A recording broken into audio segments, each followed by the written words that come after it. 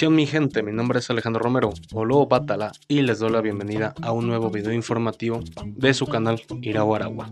En este día estaremos tratando la historia y parte de los sucesos importantes de Mamon Serrate González, o Batero, o Nichango, procedente de la ciudad Ecbato, ciudad perteneciente a Oyo, tierra de la cual proviene gran cantidad de las prácticas actuales que vivimos en nuestra religión, en la regla de Ocha.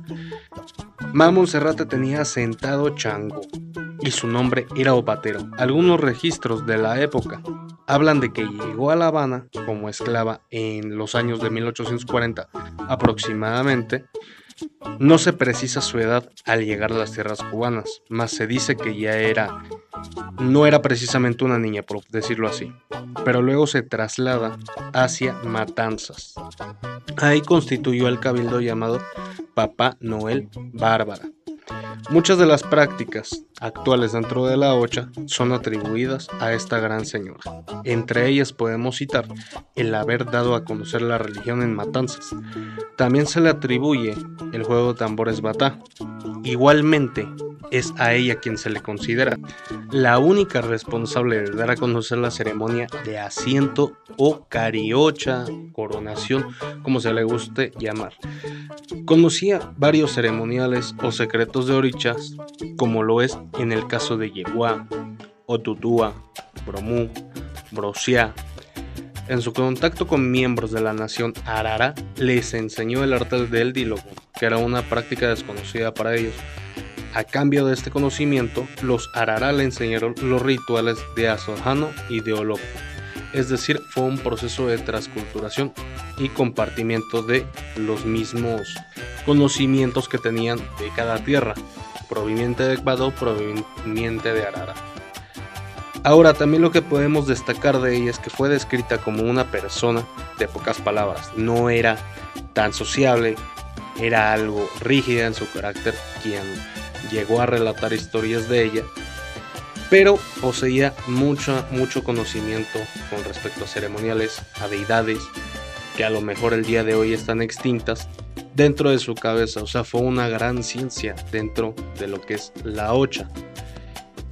Entre sus ahijados se cuenta Fermina Gómez y varios otros más. Eso sin mencionar las colaboraciones que tuvo con muchos otros religiosos, y pues ahora sí que hicieron aportaciones que hoy en día estamos viviendo, que hoy en día practicamos. Es un claro ejemplo ella junto con Fermina, junto con la Tuan, que ya estaremos tratando su tema más adelante, de que una mujer hoy en día es demasiado penalizada dentro de la religión. Pero en la actualidad, era una obasa. Gracias a ellas hoy día se están practicando varias cosas. Si no fuera por ellas, hoy estaríamos practicando un disparate peor de lo que se ha vuelto con el paso de los años, y sin ofender a nadie. Pero eso prueba de que la mujer puede ser grande si es que se lo propone. Por eso ponemos de ejemplo a estas grandes señoras, madres de la Ocha. A mí me gusta denominarles así, porque gracias a ellas es que tenemos esta bonita religión hoy en día. Hay que conocer un poquito más de la historia de cada una de ellas, para sí mismo ver hasta dónde podemos llegar, y no como el cuento de que la mujer está ya penalizada como basa. No puede ser obasa, no puede pasar de ser una simple ayudante de un religioso varón. No, esto es todo lo contrario. Estos videos son dedicados para eso, para que la mujer se motive, para que vea qué gran potencial puede tener dentro de la religión, ¿vale?